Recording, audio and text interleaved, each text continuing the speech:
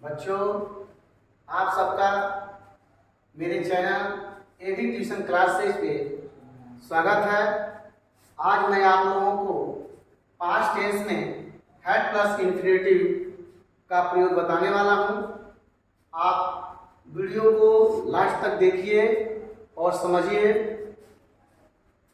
जब हिंदी वाक्य में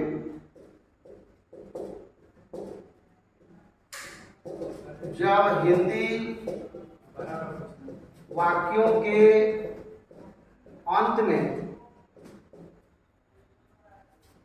ना था या पढ़ा या पढ़ता था आ जाए तो इसके लिए हैड प्लस टू वर्ब अर्थात इंफिनिटिव का यूज करते हैं।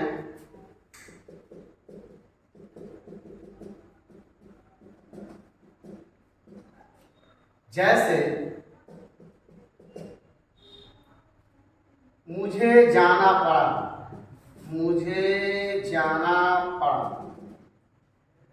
उसे खेलना पड़ा,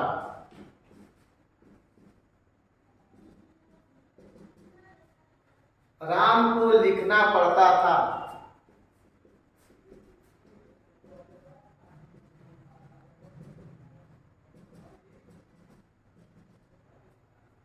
उसे खेत जोतना पड़ता था।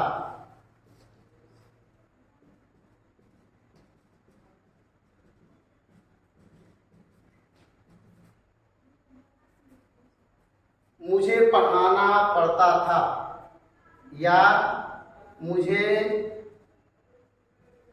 पढ़ाना पड़ा। ये वाक्य आप देख रहे होंगे।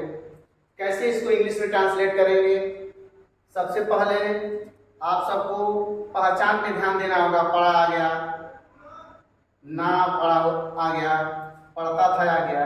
ये पहचान आपको मिल रहा है। इसके लिए ही आपको हैड प्लस इंफिनिटिव का प्रयोग करना है।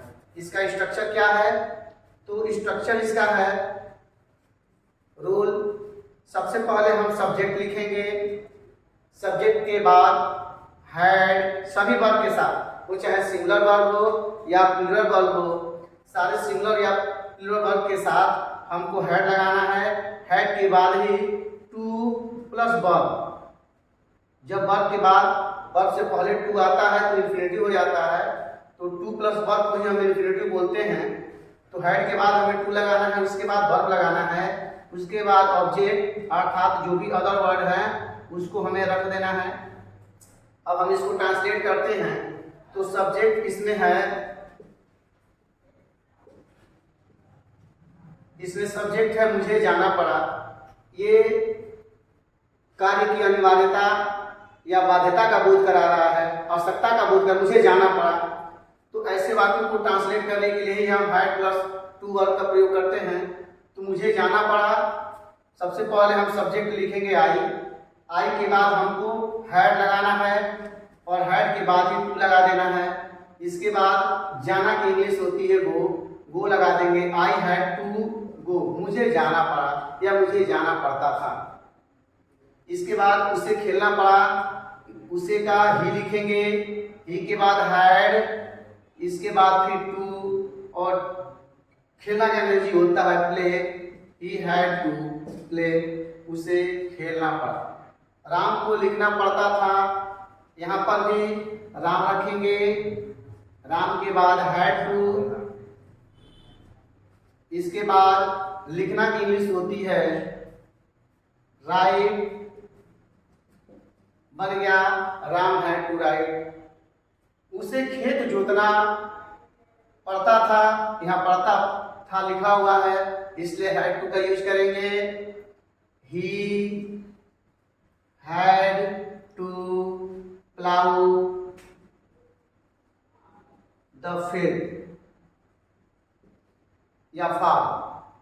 मुझे पढ़ाना पड़ा, इसकी अंग्रेजी ट्रांसलेट ट्रांसलेट करेंगे तो आई हैड टू टीच। आपने देखा कि इस तरह के जो भी वाक्य हो उसे दौड़ना पड़ा। ही हैड टू रन, माता जी को भोजन पकाना पड़ा। The mother had to cook the food, मुझे पीटना पड़ा। आई हैड टू बीट, मुझे लिखना पड़ा। I had to write etcetera. ऐसे वाक्यों को आप बोलचाल की भाषा में भी यूज कर सकते हैं और साथ ही साथ आप इसे ट्रांसलेट के रूप में भी प्रयोग कर सकते हैं। यदि यह निगेटिव के रूप में अगर आता है तो आप कैसे निगेटिव बनाएंगे, इसका ध्यान।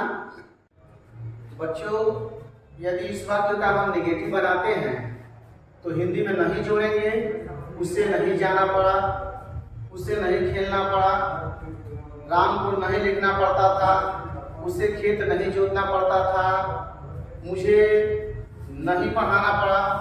इस तरह से जब इसका इंग्लिश स्ट्रक्चर बनाएंगे तो हमें हैड के बाद नॉट का यूज करेंगे। Subject plus had plus not plus two, verb और वर्ब का फर्स्ट फॉर्म प्लस ऑब्जेक्ट। इस वाक्य को हम नेगेटिव में बना के देखते हैं, उसे नहीं जाना पड़ा। तो he had not to go, he had not to go. इसी तरह उसे नहीं खेलना पड़ा। He had not to play, he had not to play. Ram को नहीं लिखना पड़ता था। Ram had not to write, Ram had not to write. इसी तरह उसे खेत नहीं जोतना पड़ता था। ही हैड नॉट टू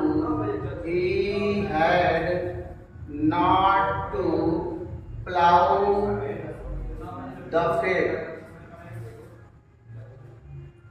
मुझे नहीं पढ़ाना पड़ा। I had not to teach. इस तरह से हम उसे नहीं जाना पड़ा। He had not to go, Ram को दिल्ली नहीं जाना पड़ा। Ram had not to go to Delhi, उसे पटना नहीं जाना पड़ा। He had not to go to Patna, उसे जाना नहीं पड़ा। He had not to go etcetera. हम वाक्यों को बना लेंगे। यदि हम फिर इसका इंट्रोगेटिव बनाते हैं तो इंट्रोगेटिव जब इंट्रोगेटिव बनाएंगे तो यदि हम सिंगल इंट्रोगेटिव बनाते हैं, इसका सिंगल इंट्रोगेटिव सेंटेंस, तो हम क्या करेंगे, वाक्य के बिगिन में, हिंदी वाक्यों के बिगिन में क्या शब्द जोड़ देने से ये सिंगल इंट्रोगेटिव बन जाता है। जैसे क्या उसे पढ़ना जाना पड़ा, क्या उसे match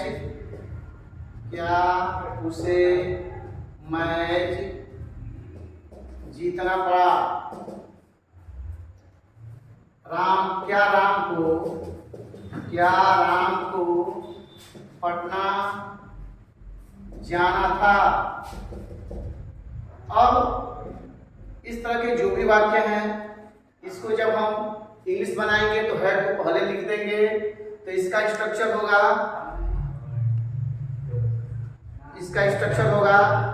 had plus subject plus to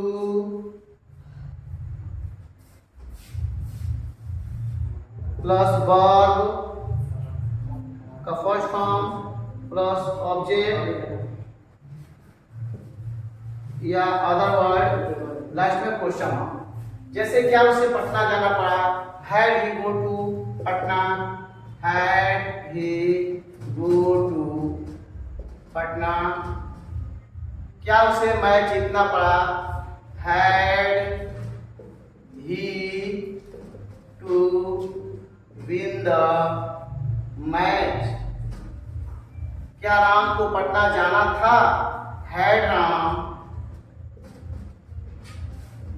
to go to Patna. इस तरह से हम किसी भी वाक्य को इंट्रोगेटिव और निगेटिव में रूल के हिसाब से भी बना सकते हैं और ओरल रूप में भी हम इसका यूज कर सकते हैं। वीडियो देखने के लिए थैंक यू वेरी मच। जी जस्ट अभी मैंने आपको 3 वाक्य सेंटेंस लिखा है बोर्ड पर। उसे भीख मांगनी पड़ी, उसे भीख नहीं मांगनी पड़ी, क्या उसे भीख मांगनी पड़ी, इसका ट्रांसलेट आप लोग इंग्लिश में करके आप कमेंट में हमें बताइए क्या होगा। और यदि आपने अभी तक हमारे चैनल को सब्सक्राइब नहीं किया है तो सब्सक्राइब कीजिए, और अपना कमेंट नहीं किया है तो कमेंट कीजिए, बेल आइकन बटन को भी प्रेस कीजिए ताकि समय समय पे मेरे वीडियो का नोटिफिकेशन आप तक